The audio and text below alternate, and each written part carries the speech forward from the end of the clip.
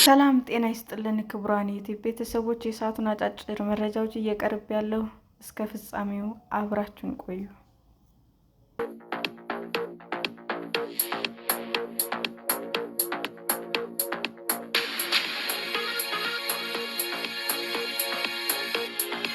አሜሪካ እና እስራኤል ብዙዎች የኢራን መሪዎችን ገድለዋል። ትራምፕ ከማን ጋር ሊደራደሩ ይችላሉ? የእስራኤል ጦር ያለምንም ተጨማሪ ፍቃድ የትኛውንም የኢራን ከፍተኛ ባለስልጣን ኢላማ እንዲያደርግ መታዘዙን የእስራኤል መከላከያ ሚኒስትር እስራኤል ካትዝ ተናግረዋል። ይህንን ያሉት ጦሩ የቴህራን የደህንነትና የስለላ ሚኒስትሮች አሊ ላርጄሪን እና እስማኤል ካቲቪን መግደሉን ይፋ ካደረገ በኋላ ነው። ካትዝ ጠቅላይ ሚኒስትር ቢንያሚን ኔታንያሁንና እኔ ጦሩ ለደህንነትና ለውሳኔ ሰጪ አካል ቅርብ የሆኑን የኢራን ባለስልጣናት ያለምንም ተጨማሪ ፍቃድ እንዲያስወግድ ፍቃድ ሰጥቶናል ብለዋል። ነገር ግን እነዚህ ባለስልጣናት በኢራን የስልጣን ተዋረድ ውስጥም ምንም ያህል ወሳኝ ሚና ነበራቸው። አሁን ሀገሪቱ በበላይነት እያስተዳደረ ያለውስ ማን ነው? አሜሪካና እስራኤል ጥቃት በከፈቱበት የመጀመሪያው ቀን የጠቅላይ መሪው አያቶላህ አሊ ካሜኒ መገደል ብዙዎቻቸውን ያስደነገጠ ሆኗል።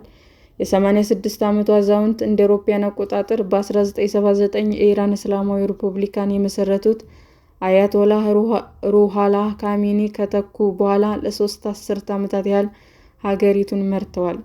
ካሜኒ የሀገሪቱ ጠቅላይ መሪና የጦር ኃይሎች እንዲሁም የአብዮታዊ ዘብ ዋና አዛዥ በመሆን በኢራን ውስጥ ከፍተኛውን ስልጣን ነበር። ምንም እንኳን ማንኛውም ፖሊሲ ውድቅ ማድረግና ባለስልጣንን በፈቃዳቸው መሾም ቢችሉም አምባገነን የሚባሉ መሪ አልነበሩም። እጅግ ውስብስብና ተፎካካሪ በሆኑ የፖለቲካ ኃይሎች መካከል በመሆን ሀገሪቱን የመሩት አያቶላህ አሊ ካሜኒ በኢራን ለውጥ ፈላጊዎችና በወግ አጥባቂዎች መካከል ባለው ውዝግብ መካከል ተረጋግተው ሀገሪቱን መርተዋል። ነገር ግን ካሜኒ የተቃውሞ ድምጾች እንዲሰሙ ወይም ውድቅ ያደረጓቸው ፖሊሲዎች እንዲረቀቁ አልፎ አልፎ ይፈቅዳሉ። ሞጃታባ ካሜኒ ጠቅላይ መሪ በሕይወት ያሉ። ሞጃታባ ካሜኒ አባታቸውን ተክተው ከተሾሙበት ጊዜ ጀምሮ በሕዝብ ታይተው በቪዲዮ ተቀርጸው ወይም ፎቶግራፍ ተነስተው አያውቁም። የአሜሪካ የመከላከያ ሚኒስትር ፒት ሄግሴት ምንም አይነት ማስረጃ ሳያቀርቡ አዲሱ ጠቅላይ መሪ ቴህራን ላይ በተፈጸመው ጥቃት ወላጆቻቸውና ወንድሞቻቸው በተገደሉበት ወቅት ቆስለዋል፣ ምናልባትም አካላቸው ጎድሏል ብለዋል። ሞጃታባ ጠቅላይ መሪ ከሆኑ በኋላ በመንግስት ቴሌቪዥን ላይ በተነበበው የመጀመሪያ መግለጫቸው የዓለም 20% ነዳጅ የሚተላለፍበት የሆርሙዝ ወሽመጥን በመዝጋት በጦርነት የተገደሉ ዜጎቻቸውን ደም እንደሚበቀሉም ዝተዋል። አሊ ላሪጄኒ የብሔራዊ ደህንነት ጠቅላይ ምክር ቤት ጸሐፊ፣ አሜሪካና እስራኤል በፈጸሙት ጥቃት ከልጆቻቸው ጋር የተገደሉት የ68 ዓመቱ አሊ ላሪጄኒ ከካሜኒ ሞት በኋላ ከተገደሉ የኢራን ከፍተኛ ባለስልጣናት መካከል አንዱ ናቸው። የቀድሞ የአብዮታዊ ዘብ አዛዥ እንደ አውሮፓውያን አቆጣጠር በ2004 ለካሜኒ የደህንነት አማካሪ ሆነው ከመሾማቸው በፊት ለ10 ዓመታት ያገለገሉት የኢራን እስላማዊ ሪፐብሊክ ብሮድካስት ኃላፊ በመሆን ነው። ላርጄኒ ከ2005 እስከ 2007 የኢራን ዋና የኒውክሌር ተደራዳሪ ነበሩ። ነገር ግን በወቅቱ ከፕሬዝዳንት መሐመድ አህመድ ነጃድ ጋር አለመግባባት በመፈጠሩ ከስልጣናቸው ተነስተዋል። ለ12 ዓመታት የኢራን ፓርላማ አፈ ጉባኤ ሆነው ያገለገሉ ሲሆን ይህም ከየትኛውም ተሿሚ በላይ በኃላፊነት ላይ የቆዩ ያደርጋቸዋል። ላርጄኒ በጠቅላይ ብሔራዊ የጸጥታ ምክር ቤት ውስጥ ካሜኒን የሚወክሉ ሲሆን በታህሳስና ጥር በኢራን በተካሄደው ተቃውሞ ላይም የባሳጅ ሚሊሻ ኃይሎች ጨምሮ ተቃዋሚ ሰልፈኞች ላይ ታይቶ በማይታወቅ መልኩ ጠንካራ እርምጃ መውሰዳቸውን በስፋት ይገልጻሉ። የሰብአዊ መብት ተሟጋቾች እንደሚሉትም በእነዚህ የተቃውሞ ሰልፎች ቢያንስ 6500 ሰዎች ሲገደሉ 53000 ሰዎች ደግሞ በቁጥጥር ስር ውለዋል። የኢራን መከላከያ ምክር ቤት ዋና ጸሐፊ ሪር አድሚራል አሊ ሻምፓካኒ የኢራን የደህንነትና የኒውክሌር ፖሊሲ አውጪ ቁልፍ ሰውና ብቸኛው የኢራን ሪር አድሚራል የነበሩት የካሜኒ የቅርብ አማካሪ አሊ ሻማኒ የካቲት 21 በቴህራን ላይ በተፈጸመው ጥቃት ተገድለዋል። ባለፈው ዓመት በሰኔ ወር ላይ ለ12 ቀናት በእስራኤልና በኢራን መካከል በተካሄደው ጦርነት ወቅት ቤታቸው ላይ ከተፈጸመ ጥቃት በሕይወት ተርፈዋል። በአውሮፓውያኑ በ1980ዎቹ በኢራን-ኢራቅ ጦርነት ወቅትም ሻምፓካኒ ከአብዮታዊ ዘብ አዛዦች መካከል አንዱ ነበሩ። ባለፉት 4 አስርተ ዓመታት ውስጥም በርካታ ቁልፍ ኃላፊነቶች ተረክበው ሰርተዋል። ከእነዚህም መካከል የእስላማዊ አብዮታዊ ዘብ ሚኒስትር፣ የመከላከያ ሚኒስትር፣ የባህር ኃይል አዛዥ እና የጠቅላይ ብሔራዊ ደህንነት ምክር ቤት ሆነው አገልግለዋል። በቅርብ ዓመታት ውስጥም በሀገሪቱ የተካሄዱ ህዝባዊ ተቃውሞዎችን በማፈን ረገድ ጉልህ ሚና ተጫውተዋል። ሜጀር ጀነራል መሐመድ ባክቾሮቭ በየካቲት 21 በቴህራን ላይ በተፈጸመ ጥቃት መገደላቸውን የኢራን መንግስት ሚዲያዎች ዘግበዋል። ለ16 ዓመታት የአብዮታዊ ዘብ የምድር ጦር አዛዥ በመሆን ያገለገሉት ጀነራል የአብዮታዊ ዘብ አዛዥ የነበሩት ሁሴን ሳላሚ በ12 ቀን ጦርነት ከተገደሉ በኋላ ቦታቸውን ተረክበዋል። የለውጥ አቀንቃኙ ማሱድ ፔዜሽኪያን በ12 የሃይማኖት ሊቃውንትና የህግ ባለሙያዎች የሚመራው ምክር ቤት የማጣሪያ ሂደት በማለፍ በሐምሌ 6 2014 የኢራን ፕሬዝዳንት ሆነው ተመርጠዋል። የ71 ዓመቱ የቀድሞ የልብ ቀዶ ሕክምና ባለሙያ የኢራን ፓርላማ አባል የሀገሪቱ ዝነኛ የሥነ ምግባር ፖሊሲ በመተቸታቸው ይታወቃሉ።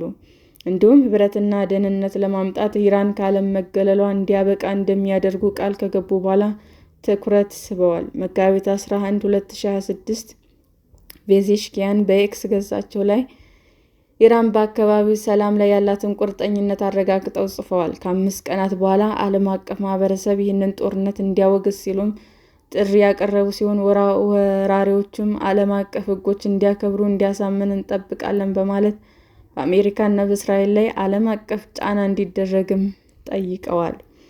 የኢራን ፓርላማ አፈ ጉባኤ ሞሐመድ ባግሄር ካሊባፍ የአብዮታዊ ዘብ ደንብ ልብሳቸውን በሲቪል ልብስ በመቀየር የሥርዓቱ ቁልፍ ሰው ሆነዋል።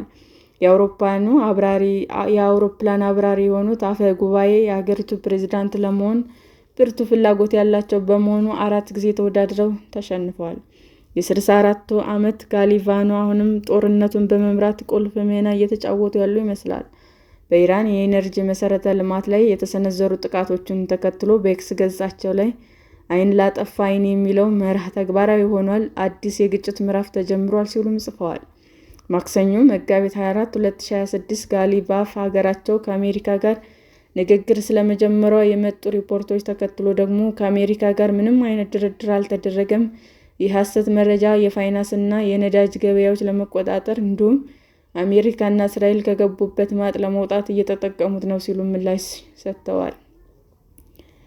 አክለውም የኢራን ሕዝብ ታጣቂዎች የተሟላና ጸጸት ውስጥ በሚከት ሁኔታ መቅጣት ይፈልጋል። ይህም ግብ እስኪሳካ ድረስ ሁሉም የኢራን ባለስልጣናት ከጠቅላይ መሪያቸውና ከሕዝባቸው ጎን በጽናት ይቆማሉ ብለዋል። የፖሊስ አዛዥ የሆኑት ብርጋዴር ጀነራል መሐመድ ሬዛ ራዳን ጥብቅ የማህበራዊ ሕጎች የማስከበርና ተቃውሞችን የማፈን ኃላፊነት ተጥሎባቸዋል። በአውሮፓውያኑ 2023 የሂጃብ ሕግን የሚጥሱ ሴቶችን ለመለየትና ለመቅጣት በሚል የክትትል ካሜራዎችና ዘመናዊ ቴክኖሎጂ የሚጠቀመውን እቅድ ይፋ አድርገዋል። ይህንን ሕግ ጥሰው የሚገኙ መኪናዎች ይወረሳሉ፣ የንግድ ተቋሞች ደግሞ ይዘጋሉ። በቅርቡ ደግሞ ራዳን በተቃዋሚዎች ላይ ጠንከር ያለ አቋማቸውን አንጸባርቀዋል። በጦርነት የመጀመሪያ ቀናት ላይ ፖሊስ በጠላት ጠያቂ ወደ ጎዳና የሚወጣን ማንኛውንም ሰው እንደ ጠላት እንደሚመለከተውም አስጠንቅቀዋል። የኢራን ዋና ዳኛ ሆልማ ሁሴን ሞሐሴን ኤጄ በጥር ወር ከጦርነት ቀደም ብሎ በተደረጉ ተቃውሞዎች ወቅትም በአመጽ ድርጊቶች የተከሰሱ ሰዎችን በተመለከተ ምንም አይነት ምህረት እንደማይኖርም አስጠንቅቀዋል። ከአውሮፓውያኑ ነሐሴ 2024 ጀምሮ የሀገር ውስጥ ጉዳይ ሚኒስትር የሆኑት ብርጋዴር ጀነራል እስካንዳር ሞሚኒ እስላማዊ አብዮታዊ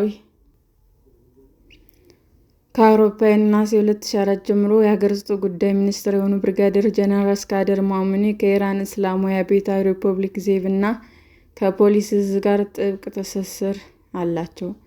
በኢራን መገናኛ ብዙኃን የሊቫን ጀነራል በመባል የሚታወቁት ብርጋዴር ጀነራል እስማኤል ቃኒን በ2020 በአብዮታዊ ዘብ የቁድስ ኃይል አዛዥ ሆነው ተሾሙ።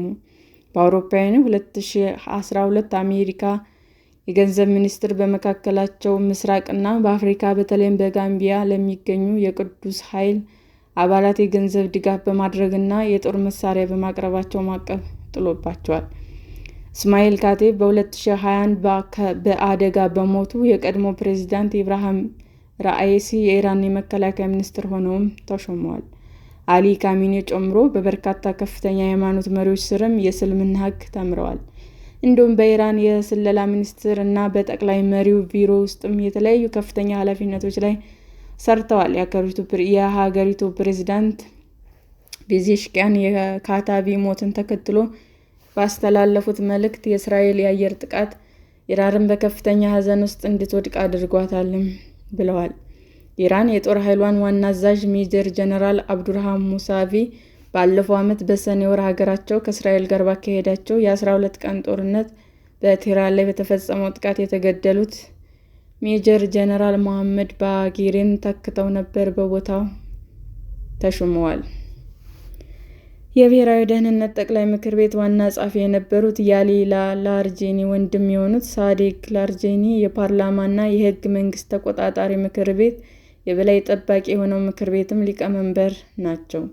በውጭ ጉዳይ ሚኒስትር አባስ አራግቺ እና በአሜሪካ መካከለኛው ምስራቅ ልዩ መልእክተኛ ስቲቭ ዊትኮፍ መካከል ንግግሮች ስለማድረጋቸው የሚወጡ ዘገባዎች ቢኖሩም ውይይቶች ግን ገና ያልዳበሩ እንደሆኑም ተናግረዋል። መጋቢት 15 2026 የውጭ ጉዳይ ሚኒስትር አባስ አራግቺ ለሲቢኤስ ኒውስ ኢራን ከእስራኤል እና ከአሜሪካ ጋር በምታደርገው ጦርነት የተኩስ አቁም ስምምነት ጠይቃ አታውቅም ብለዋል።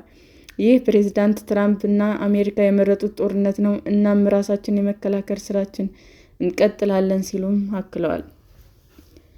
የመከላከያ ሚኒስቴር ብርጋዴር ጀነራል አዛዥ ናስሪዛዴህ የካቲት 21 2026 በዋና ከተማዋ ቴህራን ውስጥ በተፈጸመው ጥቃት ተገድለዋል።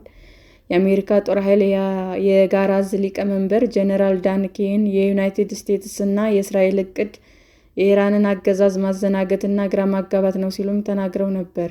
አሜሪካም ሆነች እስራኤል ጦርነቱን በተጀመረባቸው ጥቂት ቀናት ውስጥ በቴህራን የአገዛዝ ለውጥ ለማምጣት ዓላማ እንዳላቸውም ተናግረዋል።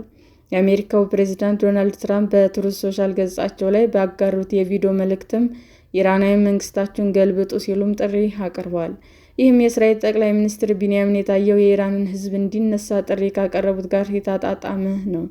ነገር ግን ሰማዕትነት ትልቅ ሃይማኖታዊና ፖለቲካዊ ዋጋ ተደርጎ በሚቆጠርባት ሀገር ውስጥ የእነዚህ ከፍተኛ መሪዎች ሞት የውድቀት ሳይሆን የቀጣይነት ማሳያ ተደርጎ እየቀረበ ነው። በአገሪቱ ብሔራዊ ቴሌቪዥን ላይ እንባ የተናነቀው ጋዜጠኛ የአሊ ካሜኒ ሞትን ጣፋጭ ንጹሕ የሰማዕትነት ጽዋ ተጎናጭተው ወደ ታላቁ ሰማያዊ መንግስት ተቀላቀሉ ሲሉም ተደምጧል።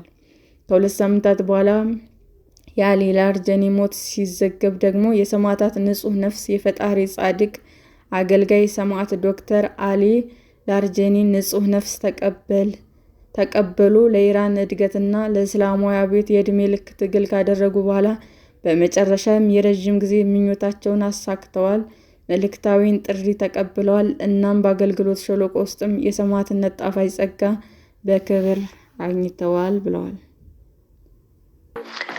ሰላም ጤና ይስጥልን ውድ የዩቲዩብ ቤተሰቦቼ እንዴት ናችሁ? አዲስ ጀማሪ ነኝና ሰብስክራይብ ያደረጋችሁ አበረታቱኝ። አመሰግናለሁ። ዩቲዩብ አድማጮቻችን ለሰዓቱ ያቀረብኩላችሁ አጫጭር መረጃዎች ይህንን ይመስል ነበር። በሌላ መረጃ እስክንገናኝ ሼር፣ ላይክ፣ ሰብስክራይብ እንዲሁም ቢቀርብልን የምትሉት መረጃ ካለ ኮሜንት እያደረጋችሁ ቸር ቆዩን።